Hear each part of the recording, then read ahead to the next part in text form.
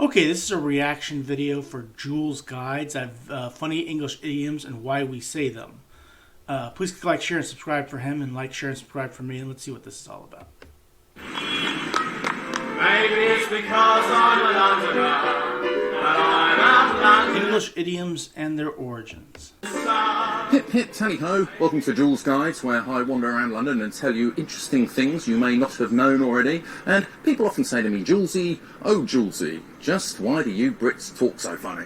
So I decided to make a video. I don't think British people talk so funny. They just have a different accent, but they're, about English idioms and expressions and where they come from. Now the reason I need to spend a penny. I've never heard that one before. I'm standing here in Fleet Street is It's use the toilet for I need to spend a penny? because us Brits have always had a morbid fascination for going to the toilets. In fact, we find it hilarious, and we have managed to base a whole sense of humour around it. For example, when I need to go, I might point Terence at the tiles. Now, I think I need to see this picture, but point Terrace at the tiles? Yeah, that's something I've never heard before. But no, let's see. Or point Percy at the porcelain, or indeed drain the main vein. And I've heard that one before, drain the main to vein. do something a little bit more solid, I might perhaps, as I did this morning, release a chocolate hostage, or Release a chocolate hostage. drop the kids off at the pool, perhaps. Now, take for example. Now, I've never heard any of those before, but I've heard like take a dump, lay some cable. But yeah, okay, that's. I'm really not fascinated, nor do I find it hilarious going to the toilet. But okay, I'm not British, so. Expression to spend a penny. The first public toilets were actually at something called the Great Exhibition in 1851, created by a fellow called George Jennings in Crystal Palace. Anyway, after that finished, George Jennings in Crystal Palace, which is in London. You're the creator of the public toilet. That's a hell of a legacy you left for yourself. they installed the first actual street-level public toilets here at number 95 Fleet Street. The dubious pleasure of being on that location now belongs to a newsagent. But I'm sure they're happy that you put all that up there so everybody knows that when you first had to urinate publicly, that's where you went. the cost of going to the toilet was 1 penny, so you had to spend a penny in order to go to the The only toilet. time I've ever had to pay to use the bathroom was in Germany, at Mannheim. I had to pay €1 to use the toilet. I'll tell you, that was you had a line of people, and you all had to have a euro. If you didn't have a euro, I guess you were out of luck. Now, before the days of flushing toilets in people's houses, they used to just chuck it out of the window, straight into the street below. And that's why some of these houses along Fleet Street still have the overhanging fronts, because those are the original Tudor buildings in the olden days, so people could shout, "Gardez-loo!" and then chuck. Now, Gardez-loo, they say go to the loo. I've heard that in England before. People say that, so I guess that's where that comes from. Out their poo, and it would clear the pedestrians directly beneath them, walking under. That you took art. You actually drew a picture of people throwing out that you took the time to draw that picture?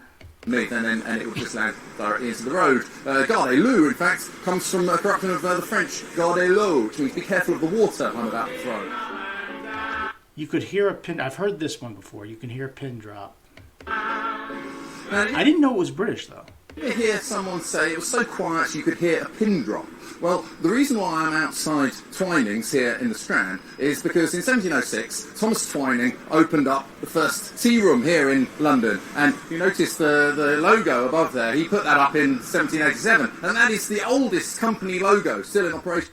Wow, you still have that up there from 1787. Look at that. In the world. So what would happen is that when they were bidding for the tea at the tea auctions, they only had a certain amount of time to place their bid. So in order to time it, they'd stick a pin inside a candle and they'd let the candle burn down, and when the candle reached the level of the pin would fall out. And if of course there were no further bids, the room would be silent and you could hear a pin drop. Interestingly, actually, inside Twinings, they've got a little mini museum at the back where they've got a box that says TIP on it, which is actually the first tip jar in the world. You would put money into it to ensure promptness. So you'd put your money in the box. Now, that's something I did not know. To ensure promptness is where tip comes from. That's fascinating. That's something I did not know. I'll tell you, you learn all kinds of different things on these YouTube videos. And that would mean that you would get served a bit more. So pin drop is because of from basically if you're betting on something, or not betting on something, but auctioning something, you put it into a candle, and okay, and then tip is to ensure promptness. Okay, wow. Again, I don't know about you, but I find this quite interesting. Quickly. So it was to ensure promptness. TIP. A baker's dozen is 13. A dozen's 12, obviously, but a baker's dozen is 13. I have heard this one before. Now take, for example, a baker's dozen. Why do we say a baker's dozen? I mean, a normal dozen is 12, but a baker's dozen is 13. And here I am outside, well, the site of the Pudding Lane. baker's shop, which belonged to a king's baker, which started the Great Fire of London in 1666 in Pudding Lane. In 1266, there was a king called King Henry III, and he brought in a law called the Assize of Bread and Ale. It has nothing to do with arse size. If you're No, we don't give a rat's rear end about arse sizes. interested in the size of arses, then there are other videos on the internet which Yes, there are plenty of videos about that subject. may be of interest to you. But yes, the size of bread and ale meant that if you sold short of the weight that you said you were selling, then you could be pilloried and flogged.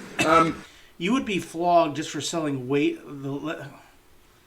That's a little extreme, don't you think? You get flogged just because you sold a little bit less than what you said you. Well, I guess there's reason. I mean, how do you enforce that law? Where you grab everything, you go and you weigh it, and you're a couple ounces short. Get out. Lay down. Take your shirt off. We're gonna flog you. Put in the town's stocks, etc., etc. And so, because everything was done by weight, when a baker sold 12 loaves of bread, in order to avoid incurring this penalty, the bakers would often say, well, I think 12 loaves should be the right weight of bread that you've ordered, but I'll chuck in an extra 13th just in case. You do that just to protect yourself from getting flogged. That's interesting. The reason you get an extra donut or pastry in a baker's dozen is because it goes back to a law in England which said you would get flogged if you sold less than with the weight what you were saying you were selling. But again, it's one of those things that if you got like 12 or 13 loaves of bread or things of bread, would you actually take the time to weigh them and then go and complain to get the baker flogged if it was less? I'm kind of curious. I wonder if anybody ever got flogged for that. So I don't want to be short of my weights. Hence the phrase, a baker's dozen. How fascinating. Now, I haven't heard that one, but then again, if I said, you're being sent to Coventry, I'm sure a lot of people in the United States would go, where the hell is Coventry? Or they probably look it up and find there's like a Coventry somewhere in, Colorado or Tennessee, someplace like that, and go, why would I be going there? Now, I know there's a Coventry in England, but I've never heard this phrase before. When I was a kid at school, if you misbehaved, the teacher would say, now I'm sending you to Coventry, and you'd have... Now, if a teacher said that to us, we're sending you straight to Coventry, the answer would be, where's Coventry? Okay, what do you mean you're sending me to Coventry? to go sit in the corner and nobody would speak to you. But anyway, being sent to Coventry in general means everyone ignores you and no one speaks to you. So the reason I'm standing here outside the... They would just say you're going straight to the corner and stand there. They wouldn't tell me I'm going to Coventry. The Royal Exchange, outside Bank Station, is that the Royal Exchange was first opened by a fellow called Tom Gresham in, 1500s sometime. And it was intended as being a bourse, a marketplace. It was one of the first proper established marketplaces in London. And all the city livery companies would do business here, merchants, traders would come in and sell stuff. And if you misbehaved, they'd lose their permission to do business in the city, and then they'd have to go to the closest city which had a marketplace, which back then was Coventry. Okay, if you couldn't do business at that particular place, then they'd say you're going to Coventry, and this has been passed down through the years to mean that you're being ostracized. Okay. But I've also heard people say that it comes from the English Civil War in the 1650s. So there's two definitions here. If you were a royalist, you supported the royal family, you were captured by the parliamentarians, they would take you prisoner and send you up to Coventry to be a prisoner, where you would be ostracised by the parliamentarian supporting locals.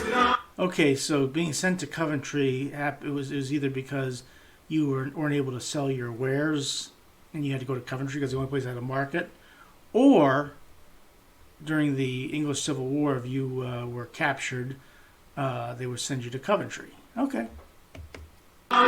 Is Coventry that bad? I mean, well, I don't think it's that bad. Well, maybe that's not what the point of it is. But fair enough. He's on the wagon. I've heard that. I've heard fell off the wagon. So I'm guessing on the wagon has to do with that you're not drinking. That you're not drinking alcohol.